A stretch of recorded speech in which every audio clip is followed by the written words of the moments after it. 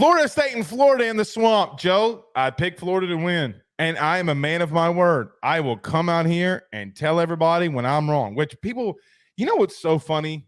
People come out here and say, ha, ha, ha, Blake was wrong. Nah, nah, nah, nah, nah. And I'm like, dude, it does not bother me as much. It's not the flex that you think that it is. Well, the worst bit that people do that pisses me off all the time is that when you come in here and you're like, okay, I was wrong and here's what's happened, and you try to break it down, everyone gets all, they'll come at your neck and they'll be like, oh, all of a sudden you're changing your tune. And it's like, what are you talking about? Why would I sit here and keep being wrong? Right. Florida State and Florida in the swamp this past weekend. Joe, what were your thoughts when you watched this game last night? I don't think that you agree with me, but I think that the second half performance, and it started with that final drive of the first half, what Tate Rodemaker did was not perfect. It was not up to the level of play necessary for them to beat Louisville, to win the ACC championship, to win a playoff game. But I think that Florida State fans should feel some optimism that he started to find a little bit of a rhythm. He started to make some better plays, but more importantly, the run game started to show up. And you're going to need Trey Benson in that run game to cook, to make some big, big plays the way that they did in the second half in order for them to go on this run necessary. I think that Rodemaker plays well enough for them to win the next game that they have against Louisville, and they belong in the college football playoff if they do so. I agree with that. Harlan Harris, our buddy, sends a $4.99 super chat, says, ha, ha, ha, ha, ha.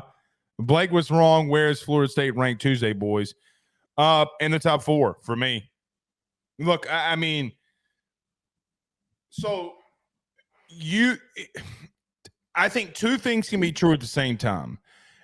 I agree with you? Do I think Tate Rodemaker did enough from the last drive in the first half on for them to win the game? Yes. Now, I don't think that kid passed concussion protocol. I think I saw that kid's eyes. Oh, man. I was like, look, man, I don't think that kid passed concussion protocol. Nevertheless, he came back out there. Joe, Florida State went on a 24-3 run. And I love that they got Trey Benson involved. He had 3 touchdowns. I love how their defense stood up.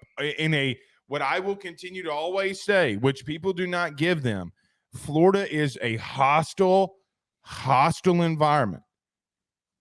Florida was up 12-0 and had a chance to go up more, and they screwed the pooch. Billy went full conservative. Joe, he's running the ball on 3rd and 7. He's running the ball on 3rd and 6, and punting and thinking that his defense will just stand up the entire time, which I don't completely hate it. But your defense, you're not 2021 Georgia. You can't just run the ball 3 times and punt and say, let's get on out of here. You can't do that. No. I thought Austin Armstrong had called one hell of a game. But like I said, two things can be true. I thought Tate Rodemaker kind of grew up a little bit in front of our eyes. I think he did some good things, but he was 12 of 25 for 134 yards. I thought he managed well enough, but from here on out, Louisville included, he can't have those type of performances if they want to get where they want to go. Now, if your goal is to get to the playoff because Jordan Travis is down, all right, I'm with you. Okay. But I just got to call what I'm seeing. And what I see is, do I think the kid can beat Louisville? Do I think that they're going to beat Louisville? Yeah, I actually do think that they can beat Louisville. I'm going to pick them to beat Louisville. Okay. Even though I think that the worst thing that could happen is that Louisville lost to Kentucky last week. I think it's awful for them because they're going to be more focused going into this if they weren't already. But I just don't like some of the things I saw from him. Now, the kid's got a very live arm. The kid can rip it now. Yeah. No, he's talented. This isn't like some backup that you're throwing into the mix that's 6 foot and it's got a noodle arm or something like that. I mean, the guy can sling it. He's just they got to get Keon Coleman the ball more. They got to find ways to get Coleman the ball. Go trips right. Put Keon Coleman at the X on the outside. Let him run a quick slant, a quick hitch. Let him throw the football. I did think Norvell got a little conservative. Yeah. They ran the ball a lot. But I will say this now. I will say this. As much shit as we've given Florida State this year for not being able to run the football when it mattered most, like we said this past week, okay, good teams find ways to win, okay, and the team around them gets better, and I thought that they did that. So there's two things that I think support why I'm feeling pretty good about Florida State. Now, I'm not feeling that they go on a national championship run. I think that They're not winning in that. Right. But why I think that they're going to end up sneaking in as that fourth team after all the chaos ensues. There's no sneaking in. Yeah, I think there's a lot of people that are trying to make the narrative that they don't belong in over some of these one-loss teams, which I think is bullshit. I think that they do belong in. But if they beat Louisville, they win the ACC championship game, they deserve to be in there at that fourth spot or maybe even the third spot. And then they also maybe have some potential to win that first game if they have a favorable matchup. But why I feel good about their situation is, one, you're throwing Tate Rodemaker into a really difficult, hostile environment for his first ever. Actually, I don't know if it was his first start, but for his first start, I think on he this played a lot potential against run. Louisville or started last year. Yeah. Mm-hmm. But an important start this season, first start this season, to throw him into this situation where it's a bad Florida team, but in the swamp, in a very hostile environment against a team with a really good defensive line, very physical team that is trying to take your head off, literally, for him to step up to the occasion and make some nice plays to develop a little bit of confidence is going to help them further down the line. And I think that is probably the low of this run. I think that he can string together a better performance against Louisville that will make him feel even better going into the college football playoff.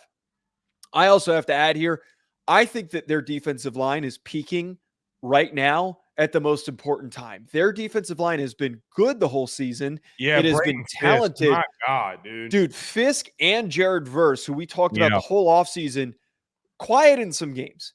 They teed off, man. They knew, they stepped up to the plate and they said, all right, we got to win this freaking football game. We're going to make plays. We're going to get stops. We're going to get sacks.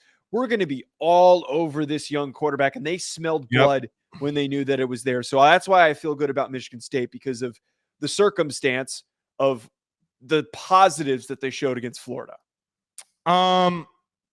Look, one final thing I want to add to this, okay? Because we hadn't talked a lot about Florida. I think Austin Armstrong called one hell of a game.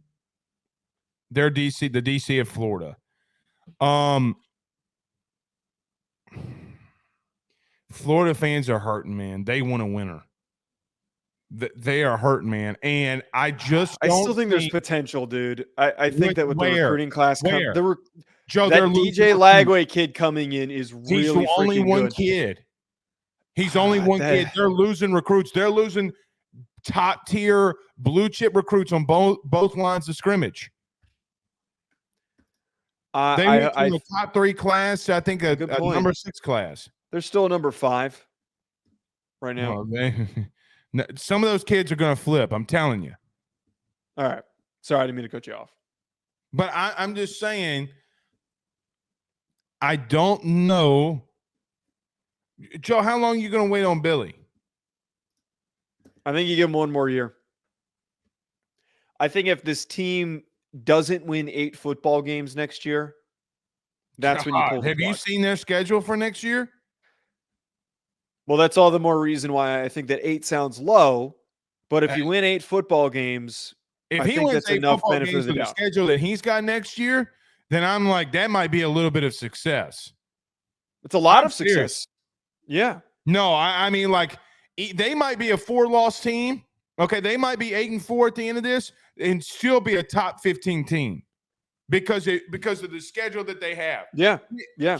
The bottom line is Billy ain't cutting it. Billy ain't cutting it. Disagree. He's going to have to go get himself an OC.